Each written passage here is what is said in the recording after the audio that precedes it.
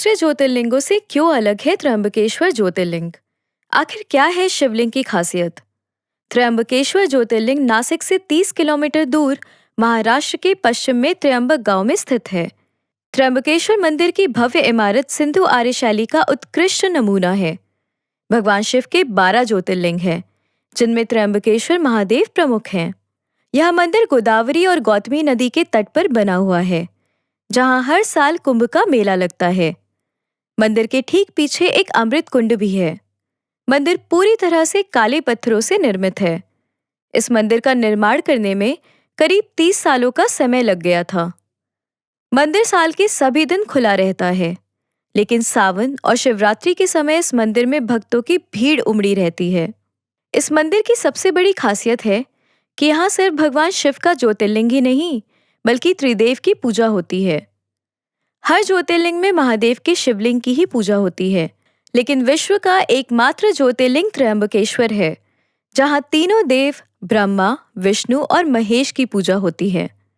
इसके अलावा त्र्यंबकेश्वर ज्योतिर्लिंग की एक खासियत यह भी है कि यहाँ कोई शिवलिंग नहीं है, बल्कि एक गड्ढा है, जिसमें 3 छोटे छोटे अंगूठों के आकार के लिंग स्वरूप स्थापित हैं।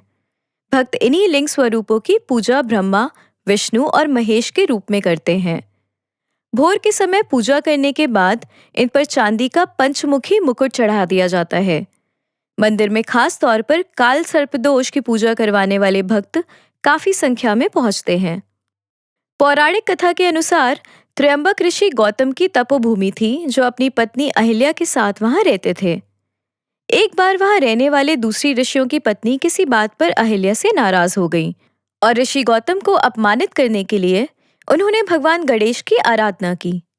उनकी प्रार्थना से प्रसन्न होकर जब विघ्नहर्ता गणेश ने उन्हें दर्शन दिया, तो ऋषियों ने गौतम ऋषि को वहां से निकाल देने के लिए कहा। जब लाख समझाने के बावजूद सभी ऋषि गणेश जी से यही वरदान मांगने पर अड़े रहे, तो भगवान गणेश एक दुर्बल गाय का रूप लेकर गौतम ऋषि के खेत में चरने लगे। जब गौतम ऋषि ने घास के कुछ तिनके लेकर गाय को भगाने का प्रयास किया, तो तिनके के स्पर्श से गाय वहीं गिर पड़ी और मर गई। गौ हत्या के पाप से बचने के लिए गौतम ऋषि ने तब भगवान शिव की आराधना की। ऋषि गौतम भगवान शिव की आराधना के लिए त्र्यंबक में गंगा जल लेकर आए।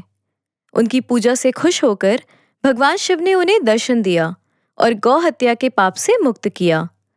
ऋषि गौतम के अनुरोध पर भगवान शिव ने त्र्यंबक में ज्योतिर्लिंग के रूप में निवास करना स्वीकार किया। जब भगवान शिव यहाँ रहेंगे, तो मैं भी यहीं रहूंगी। यह कहकर देवी गंगा वहां गोदावरी नदी के रूप में प्रवाहित हुई। इधर भगवान शिव के इस ज्योतिर्लिंग में भगवान विष्णु और ब्रह्मा जी भी रहने के लिए पहुंच गए। क्या आपको पता है क्या है मंदिर के विशेष नियम? जैसा कि हम पहले ही बता चुके हैं कि ज्योतिर्लिंग में 3 देवता यानी कि ब्रह्मा, विष्णु और महेश का वास है। त्र्यंबकेश्वर शिवलिंग की एक विशेषता यह भी है कि यह आकार में काफी छोटा है, जिसकी वजह से भक्तजनों को प्रवेश नहीं दिया जाता। दर्शन के लिए शिवलिंग के ऊपर एक शीशा लगा हुआ है, जिससे भगवान के दर्शन करने होते हैं।